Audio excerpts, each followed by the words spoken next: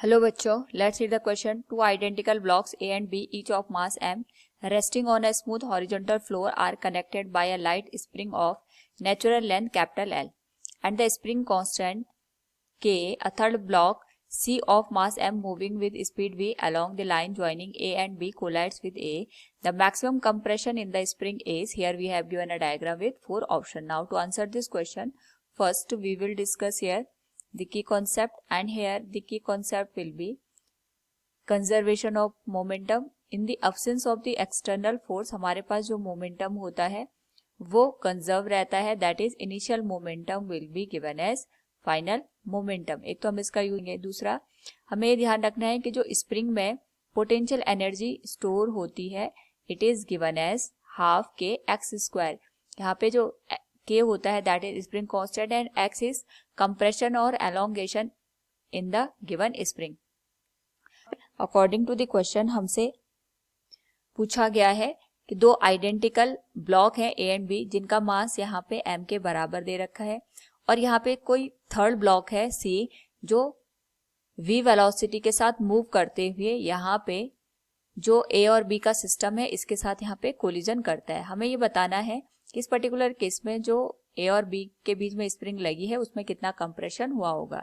Now यहाँ पे सबसे पहले हमें ये ध्यान रखना है कि जब जो ब्लॉक C है अगर इसकी वेलोसिटी हम v के बराबर कंसिडर कर रहे हैं, ये a के साथ कोलिजन करेगा तो उसकी वजह से जो हमारे पास यहाँ पे a और b है इनकी कुछ वेलोसिटी यहाँ पे प्रोड्यूस होंगी. सपोज इसकी वेलोसिटी va है और इसकी वेलोसिटी यहाँ पे vb के बराबर गिवन है, तो उसकी वजह से यहाँ पे हमारे पास जो ब्लॉक A है ये इस डायरेक्शन में मूव करेगा और जो ब्लॉक B है ये भी हम मान के चलते हैं कि इसी डायरेक्शन में मूव कर रहा है. तो इसकी वजह से जो ये स्प्रिंग है इसमें यहाँ पे कंप्रेशन प्रोड्यूस होगा, और हमें ये चाहिए कि यहाँ पे मैक्सिमम कंप्रेशन की कंडीशन हो. यानी अगर हम बात करें इनिशियली हमारे पास जो कंप्रेशन होगा उसके लिए VA की वैल्यू VB के बराबर होगी, और यहाँ पे कॉन्टिन्यूअस जब इनमें कंप्रेशन की कंडीशन प्रोड्यूस होगी तो मैक्सिमम कंप्रेशन तब होगा. यानी हमारे पास जो VA और VB है इनकी जो वेलोसिटी है कॉन्टिन्यूअस चेंज होगी, और मैक्सिमम कंप्रेशन के केस में हमारे पास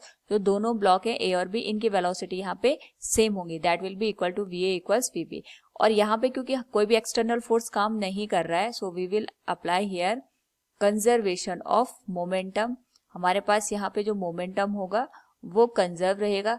सो initial momentum will be equal to final momentum. तो पूरा जो हमारे पास सिस्टम है अगर हम इसके लिए इनिशियल मोमेंटम कंसिडर कर रहे हैं तो केवल सी ब्लॉक का मोमेंटम यहाँ पे आएगा m इंटू बी, क्योंकि उस कंडीशन में a और b हमारे पास रेस्ट की कंडीशन में थे, and it will be equal to the जो हमारे पास यहाँ पे a और b ब्लॉक है इनका जो मोमेंटम आएगा that will B m into VA plus m into VB.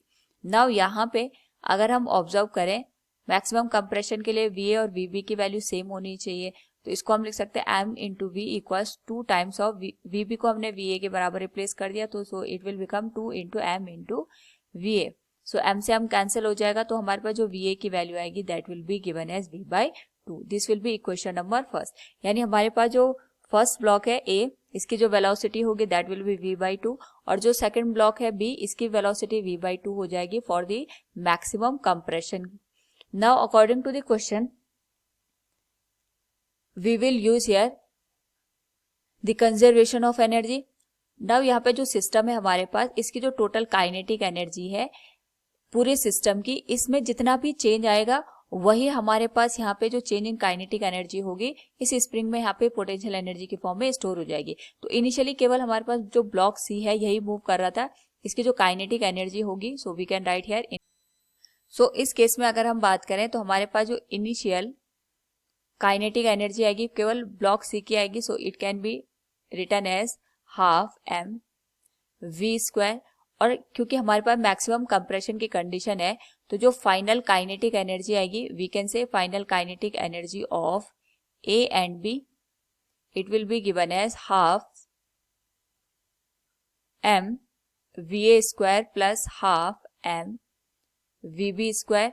और ये VA और VB की वैल्यू सेम है तो यहाँ पे अगर हम VA को VB दोनों को इक्वेट कर देंगे तो वैल्यू आ जाएगी हमारे पास यहाँ पे m इंटू VA स्क्वायर के बराबर। एंड वी नो दैट जो VA और VB की वैल्यू है फॉर द मैक्सिमम कंप्रेशन के लिए ये V/2 के बराबर है। So we can write here it will become M into V/2 का whole square. So it will become 1/4 into M V square. तो यहाँ पे जो काइनेटिक एनर्जी का चेंज होगा, so we can write here change in kinetic energy will be given as change in potential energy of the given system.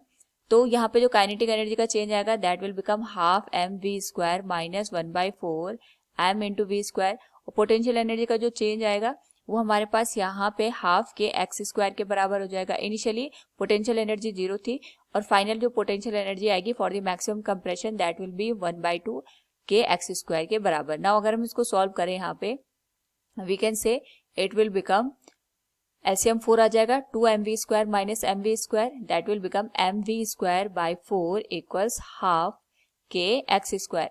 Now यहाँ पे जो x है ये हमें मैक्सिमम कंप्रेशन को शो कर रहा है। So we can write it will be given as k x square equals mv square divided by 2 के बराबर।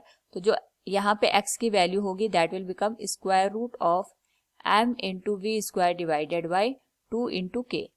वी तो यहाँ पे स्क्वायर रूट से बाहर आ जाएगा तो मैक्सिमम कंप्रेशन की कंडीशन बनेगी v into square root of m divided by 2 into k. This will be the maximum compression condition. So from the given question we can say here the maximum compression in the spring is v into square root of m divided by 2 into k. Option D will be the right answer. Hope all you understood it. Thank you and best of luck.